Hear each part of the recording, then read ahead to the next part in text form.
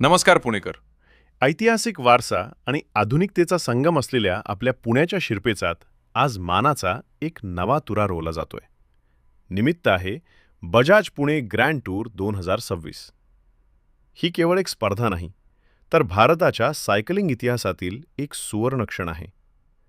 भारतात पहिल्यांदाच पार पडत असलेली ही UCI 2.2 दर्जाची पहिली इंटरनॅशनल रोड रेस आहे.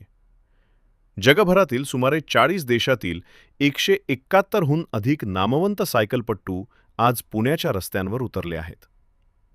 437 किलोमीटरचा हा चित्तथरारक प्रवास पुण्याच्या निसर्गरम्य घाटातून, नद्यांच्या काठावरून आणि ऐतिहासिक वास्तूंमधून जात आहे. स्पर्धेचे महत्त्वाचे टप्पे. प्रोलॉग. स्पर्धेची सुरुवात पुण्यातील मध्यवर्ती भागात फर्ग्युसन रोड, FC रोड आणि जंगली महाराज रस्त्यावरून झाली. ग्रामीण पुणे. ही वारी मुळशी, मावळ, भोर, वेल्हे आणि पुरंदर यांसारख्या निसर्गरम्य भागातून फिरणार आहे. पिंपरी चिंचवड. स्पर्धेचा चौथा टप्पा पिंपरी चिंचवडच्या औद्योगिक नगरीतून जात आहे.